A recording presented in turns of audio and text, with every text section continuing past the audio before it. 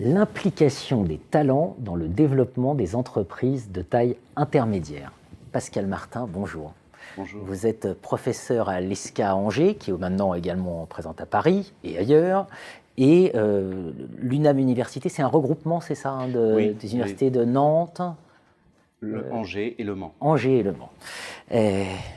Vous êtes l'auteur, dans le dossier spécial consacré aux entreprises de taille intermédiaire de la Revue française de gestion, le numéro 244, l'auteur d'un article intitulé « L'implication des talents dans le développement des entreprises de taille intermédiaire ». Alors, qu'est-ce que c'est ?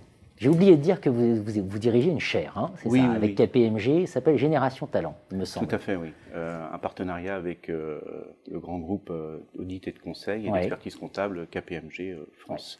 Ouais. Et notamment, particulièrement, avec la région Grand Ouest, et à la tête, c'est le directeur régional qui est Christian de Gouville. Oui. Et puis, on travaille en direct avec également la DRH Paris. C'est KPMG qui vous a ouvert les portes de la recherche menée dans cet article. Oui. Hein, ça mérite d'être précisé. D'être soulevé, oui. Oui. D'accord. Alors, les talents, pourquoi c'est important ? Et deuxième question, comment on les implique ? Alors, c'était important de savoir précisément est-ce que les ETI, les entreprises... Juge que c'est un problème important. Voilà, pour elles. Parce que dans la littérature, en général, on parle de l'entreprise au sens large, hein, qu'elle soit petite, de taille intermédiaire ou de grande, multinationale. Donc là, on voulait zoomer, hein, grâce à ce numéro, on voulait mettre en talent et ETI spécifiquement.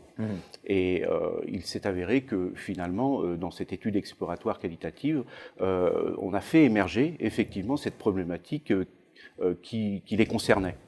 Donc différentes entreprises nous ont ouvert leurs portes, notamment les responsables, dirigeants ou des RH, pour parler effectivement de leurs talents et leur gestion de ces talents. On imagine que ça doit être des sujets sensibles quand même. Hein. Tout à fait, parce que là, on a eu la chance, je dirais, d'avoir des portes ouvertes grâce à nos intermédiaires, qui est notamment KPMG. Donc on était en terrain un petit peu conquis, ils voulaient un petit peu dévoiler leur façon de faire, leur savoir-faire.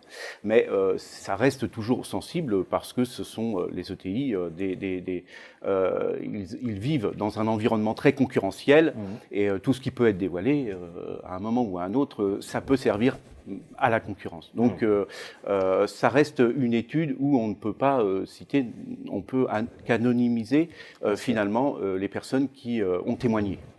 Alors au-delà sans rien dévoiler donc de confidentiel, puisque c'est anonyme, qu'est-ce qu'on apprend ? Alors, on apprend déjà dans cet échantillon qu'il y a des talents et qu'ils s'y intéressent fortement. Et à la fois pour fructifier leur capital humain, mais aussi pour gagner des parts de marché sur un marché mondialisé. Et cela, sans les talents,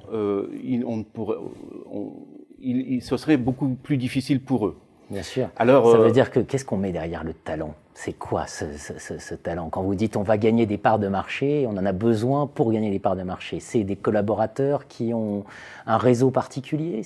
Alors déjà, il y a des stratégies pour déjà la détection. Hein, il y a différentes façons d'agir pour avoir un talent.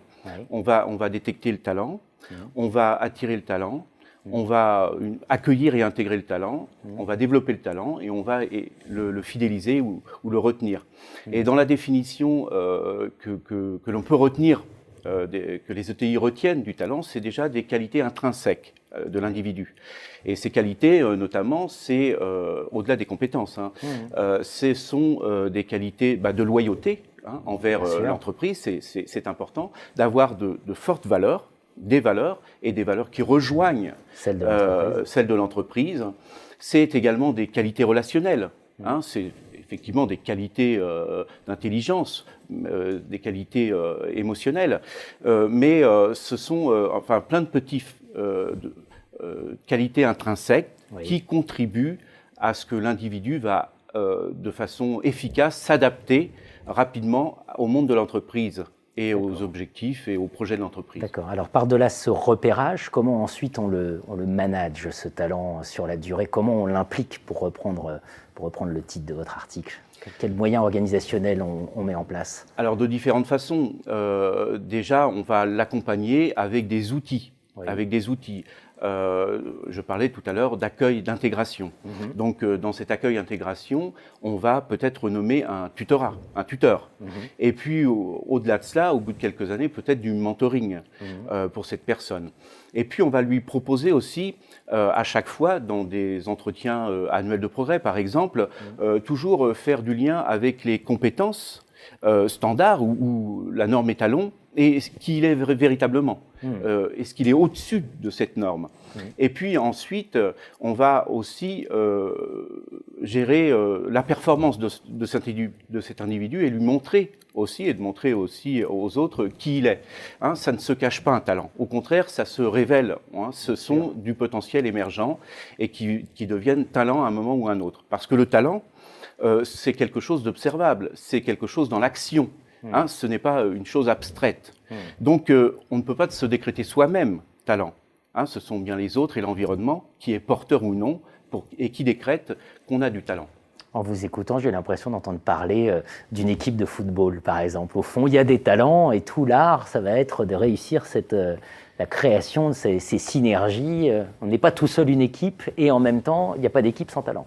C'est un peu ça le message clé. Tout à fait. Donc le talent, effectivement, on l'a dans les équipes de sport, on l'a dans différents autres environnements. Le talent, là, il s'agit du talent professionnel qui, peu à peu, dans les années 2000, ont émergé dans le monde de l'entreprise et s'est élargi, effectivement. Et les talents sont aujourd'hui dans les ETI également.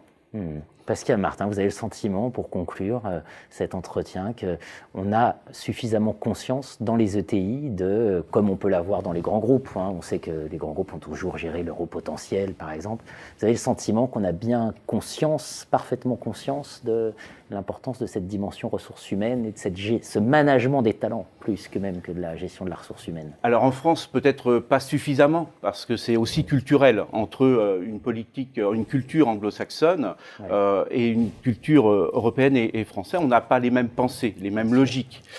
Par exemple, Cécile Dejoux était sur ce plateau à un moment pour présenter son ouvrage sur le leadership et le management, et elle faisait la différence entre le manager et le leader. Oui, tout à fait, mais par rapport aux cultures. Et elle disait très justement que la pensée anglo-saxonne, eh bien, on pense directement en monnaie.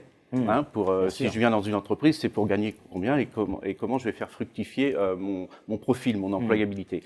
En France, on a plutôt le raisonnement de l'épanouissement. Hein, le VP2, vie privée, vie professionnelle. Donc déjà, on est sur deux axes très différents. Donc il faut prendre en considération la culture dans laquelle on est pour mieux définir les contours de ce que pourrait être un talent et comment après le faire fructifier. Voyez ? Je vois très bien. Pascal Martin, donc l'implication des talents dans le développement des entreprises de taille intermédiaire. Donc c'est un article à retrouver dans le dossier spécial consacré aux entreprises de taille intermédiaire, les ETI. Merci de votre venue. Merci à vous.